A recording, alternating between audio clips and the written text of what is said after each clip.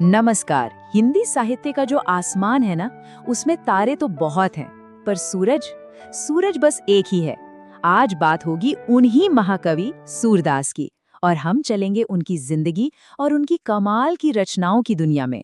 सदियों से हिंदी साहित्य में ये लाइनें गूंज रही हैं।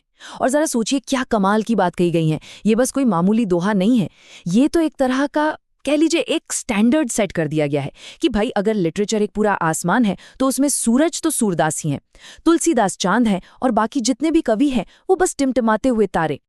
तो सवाल यही उठता है कि आखिर ऐसा क्या था सूरदास में? वो क्या चीज है जो किसी कवि को उसके साहित्य का सूरज बना देती है? चलिए इसी सवाल का जवाब ढूंढते हैं उनकी जिंदगी और उनकी उन रचनाओं में जो आज भी जिंदा हैं। अब किसी भी महान कला को समझने के लिए कलाकार को समझना तो जरूरी है ना?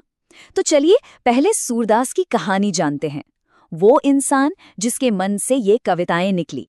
तो देखिए, सूरदास का जन्म हुआ 1478 में। ये वो दौर था जब पूरा देश भक्ति आंदोलन की लहर में सराबोर था, और इसी माहौल में उनकी जिंदगी में आए उनके गुरु वल्लभाचार्य। उन्होंने ही सूरदास की भक्ति को एक दिशा दी, भगवान कृष्ण की ओर।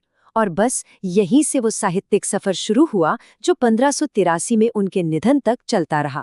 एक मजेदार बात यह है कि आज तक इस बात पर बहस चलती है कि उनका जन्म आखिर हुआ कहाँ था। कुछ लोग कहते हैं रुनुकता गांव में, तो कुछ का मानना है कि वो सीही गांव में पैदा हुए थे। खैर, गांव कोई भी हो, एक बात तय है, उनके पिता का नाम था पंडित रामदास सारस्वत। तो ये तो थी उनके जीवन की बात, पर एक कवि की असली पहचान तो उसकी कविताएं होती हैं, है ना? तो चलिए अब सूरदास के उस खजाने पर नजर डालते हैं जिसने उन्हें अमर बना दिया। अब देखिए, सूरदास के नाम से कई किताबें जुड़ी हुई हैं, लेकिन जो एक्सपर्ट्स हैं वो मानते हैं कि उनकी असल ऑथेंटिक रचनाएं बस 3 हैं: सूरसागर, सूरसारावली और साहित्य लहरी। इन्हीं 3 किताबों पर उनकी पूरी साहित्यिक विरासत टिकी है। और इन 3 में से भी एक, सूरसागर, इसे ही उनका मैग्नम ओपिस, उनकी सबसे बड़ी रचना माना जाता है। असल में ये सिर्फ एक किताब नहीं है, ये वो मजबूत खंबा है जिस पर उनकी शोहरत की पूरी इमारत खड़ी है। और जैसा नाम है ना सूरसागर, वैसा ही काम भी है। ये सचमुच में भक्ति का एक गहरा समंदर है। इसमें नन्हे कृष्ण की शरारतें मिलेंगी, गोपियों का वो डिवाइन लव महसूस होगा, और तो और वृंदावन की गलियां और उसकी खूबसूरती, ऐसा लगेगा जैसे सब कुछ आंखों के सामने चल रहा हो। तो हमने उनकी रचनाओं की बात तो कर ली, पर सवाल वही है, आखिर इन कविताओं में ऐसा क्या जादू था जिसने सूरदास को सूरज बना दिया? चलिए थोड़ा और गहराई में उतरते हैं, उनकी पोइट्री की आत्मा तक पहुंचते हैं। शायद उनका सबसे बड़ा कंट्रीब्यूशन यही था कि उन्होंने ब्रज भाषा को एक नई पहचान दी। सोचिए, जो भाषा उस वक्त सिर्फ आम लोगों की बोली हुआ करती थी, सूरदास ने उसे उठाया और लिटरेचर के कह सकते हैं ऊंचे तख्त पर बिठा दिया। उन्होंने ये दिखा दिया कि दिल की गहरी बातें कहने के लिए, भक्ति जताने के लिए किसी भारी भरकम किताबी भाषा की जरूरत नहीं होती।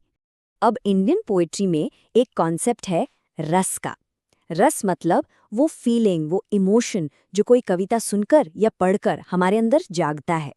और जानते हैं, सूरदास को 2 रसों का किंग माना जाता है। एक वात्सल्य रस, यानी माँ बाप का अपने बच्चे के लिए जो प्यार दुलार होता है, वो वाला भाव। और दूसरा श्रृंगार रस, यानी प्यार और खूबसूरती का रस। कहा तो ये भी जाता है कि सूरदास से पहले वात्सल्य रस को कोई ठीक से पहचानता ही नहीं था। उन्होंने जिस तरह माँ यशोदा और कान्हा के प्यार को शब्दों में पिरोया, उफ, वो इतना रियल, इतना गहरा है कि आज भी जब हम उसे पढ़ते हैं ना, तो दिल में वो ममता वाली फीलिंग जाग जाती है। सही मायनों में उन्होंने इस रस को हमेशा के लिए जिंदा कर दिया। और उनकी इस मास्टरी का एक छोटा सा प्यारा सा एग्जाम्पल देखिए।